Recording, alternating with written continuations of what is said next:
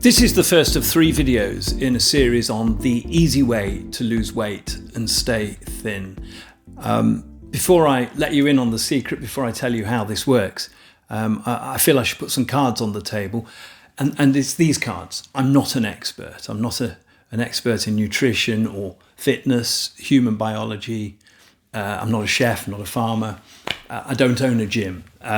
But that's okay, because actually this approach, the easy way to lose weight and stay thin, is a psychological approach. It's not so much about food, what you eat, what you don't eat. It's not about exercise. It's not about sleep patterns or anything which may conventionally be considered by people who want to lose weight.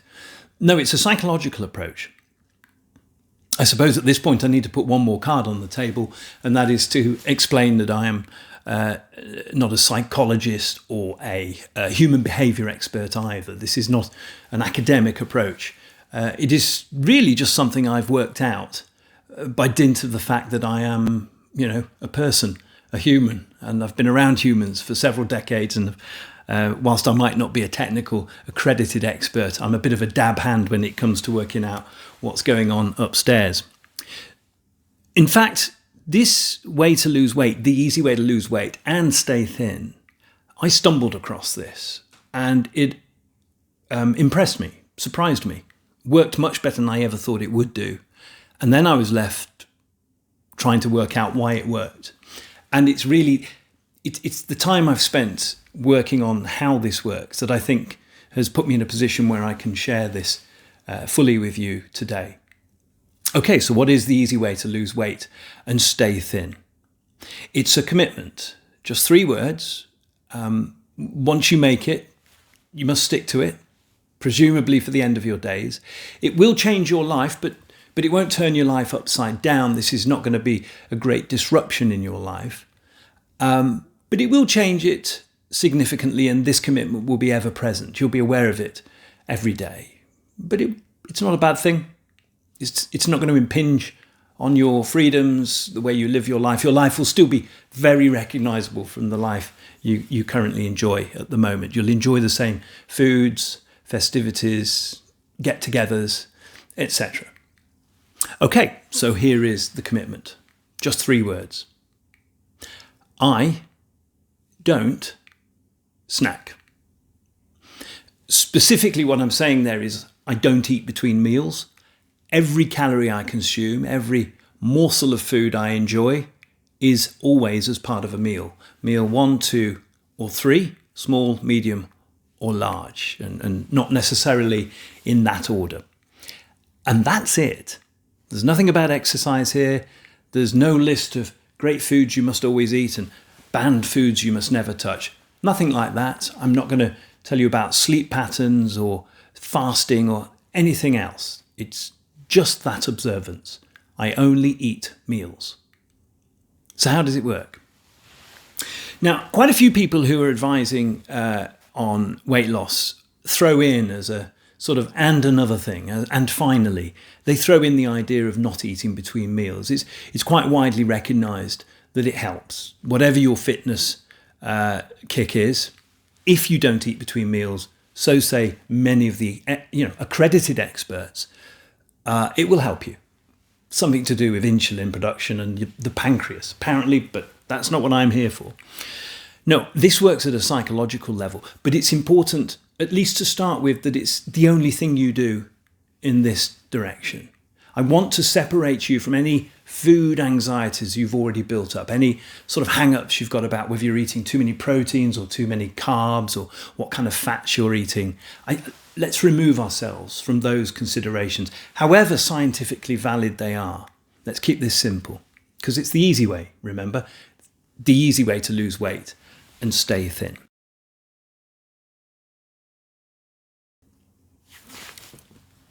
It's at this point in the video that I feel it's right for me to talk hard facts. And the hard fact I want to put across is this. If you're overweight, frankly, you've eaten too much and you've moved too little. The equation calories in minus calories out equals weight change is all important here. The calories out, well, that's a function of your metabolism and the amount that you move. And calories in, well, that's just what you put in your mouth. And although nutrition is very complicated and I could be accused of oversimplifying, in essence, this is the only way to lose weight, is to make sure that that equation has the right balance to it, that calories in is less than calories out. So this is why I'm introducing you at this point to the corollary. A corollary is defined as a proposition that follows from and is often appended to one already proved. So what are we talking about here? Well, in our example, the proposition already proved is our adherence to the commitment, I don't snack. That's our primary proposition. The corollary to that follows from it is, if you want to lose weight, don't pile your plate too high. We're going to codify that. We're going to put numbers to that in the third video, which is called The Numbers. And those numbers will be the amount of calories each of your 3 meals should equal, not exceed. Now, it's different for everybody, and I'm going to show you how you can work that out for yourself. And I don't want you to worry about what this is going to feel like, because you are going to be eating less than you're used to eating. I don't want you to worry too much about it being unpleasant or overwhelming, because what comes with I don't snack is that it automatically establishes 3 exceedingly useful psychological tricks, 3 brain hacks.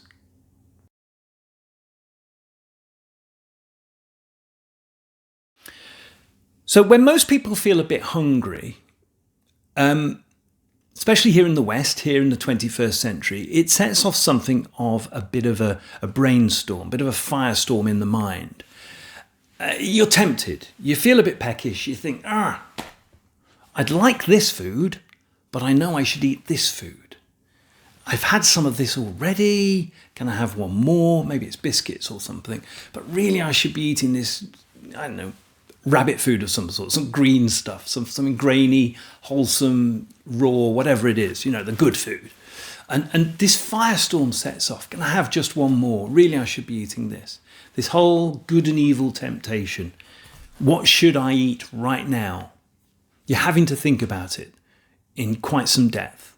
And that's just a feeling of hunger that's brought that about. It's very uncomfortable, and it helps reinforce a very unhealthy relationship with food. I don't know whether you can relate to this. I know a lot of people struggle with this, and then they end up yo-yo dieting. They lose their weight, put it back on, lose the weight and put it back on. Maybe this is your story. An awful lot of people have that, frankly, unhealthy relationship with their food. It's complicated. For we who say, I don't snack, when we feel a bit peckish, when we feel hungry, we don't have that brainstorm. We don't have the firestorm in the mind. No, we do this. We look at our watches. We want to know what time it is, because that's what's important to us. Dinner time. It's a bit like the old playground game. What's the time, Mr. Wolf? The all-important thing is when the child screams out, dinner time! Well, we're waiting for our next meal. And you look at your watch, and it's either a 1 or a 0. It's either a yes or a no. It's black or white. It's a binary proposition. It's a binary question. Is it time to eat or not? This is a Pavlovian response. We've replaced the normal response to hunger, which is to think about food, which, by the way, we've done since we were crawling out of the mud as I don't know, the first fish to crawl onto Earth. We had that same response to hunger. Go find calories. Go find food. We have, in a Pavlovian sense, replaced that response, which is ancient, but in the 21st century is unhelpful. We've replaced it with checking up on our watch. So, is it a 1 or a 0? Is it yes or no? Is it time to eat or not? Well, most of the time it's actually a 0. And then that gets us to our second brain hack, which is the reward loop. So if the answer's no, it's not time to eat, then another piece of information comes in with that. It's like, well, how long till the food?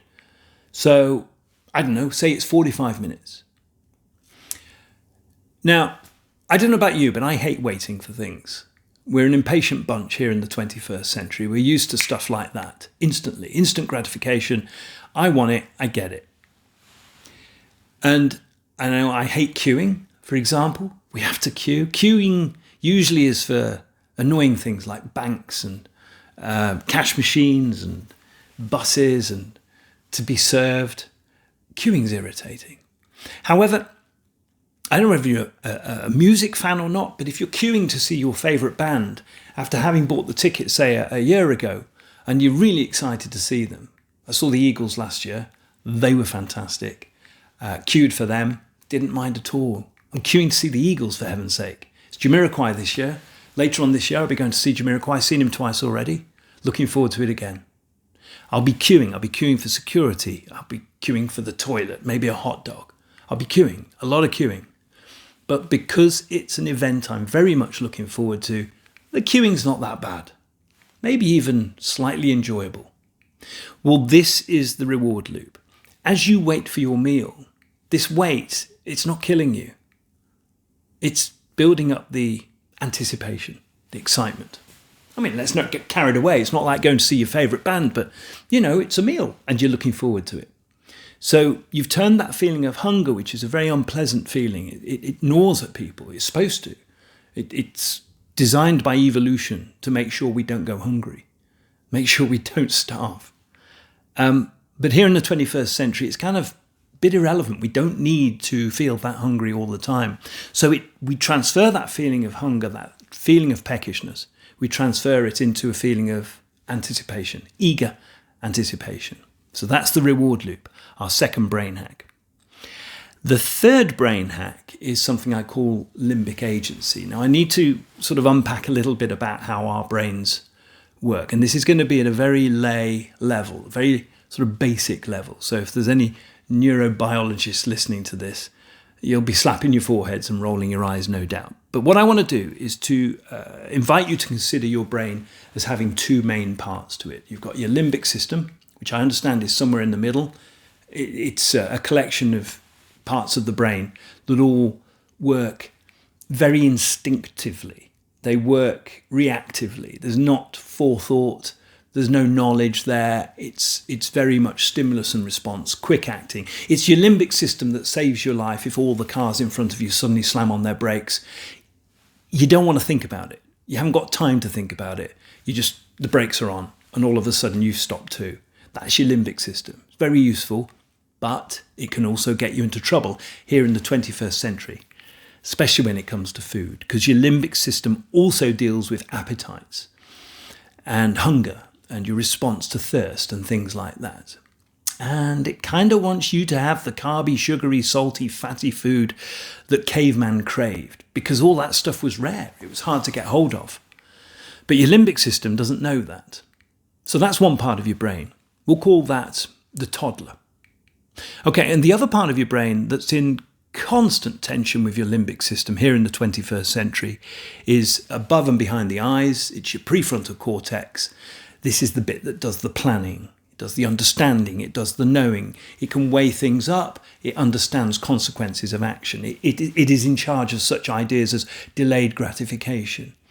In theory, the prefrontal cortex has got an eye to your future. It's looking out for you. The prefrontal cortex is perhaps analogous to the single parent, tired, worn out, at the end of her tether, frazzled in seeming endless battle with her willful, restless toddler.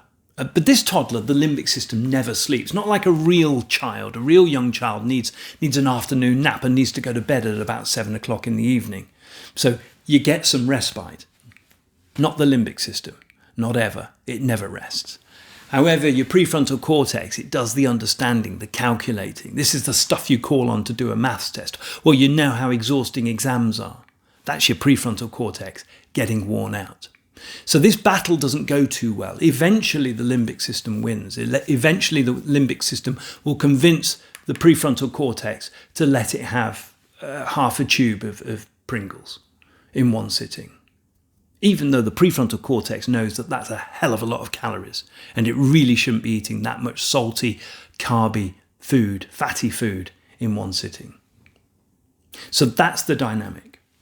So what is this limbic agency I'm talking about? Well, when you say I don't snack and you've waited for your meal, you've empowered the reward loop, the anticipation, the eager anticipation for your next meal. When that meal comes around, when it's time to have that meal, this is where the prefrontal cortex, the single parent, gets down on her haunches and looks the limbic system in the eyes and says, okay, you can eat anything you like up to a value of, I don't know, say it's lunch, 600 calories.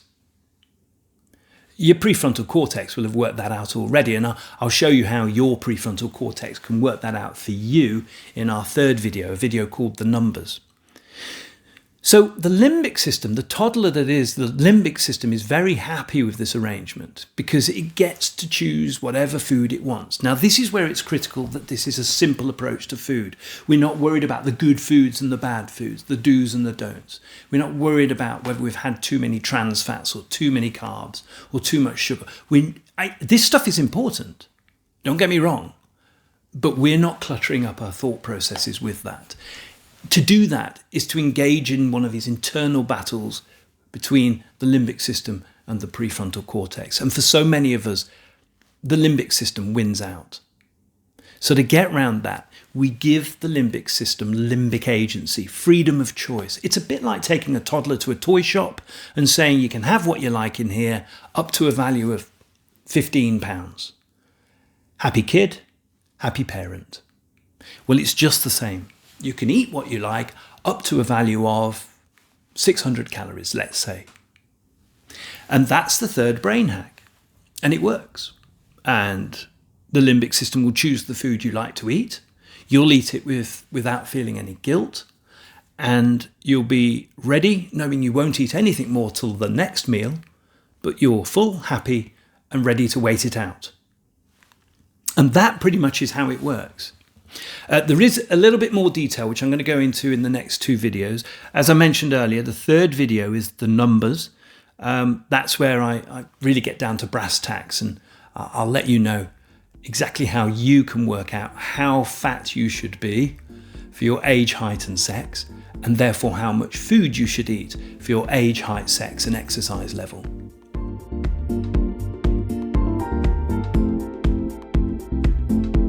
This is an interesting video in a sense because I've spent a lot of energy in this first video explaining how simple this is.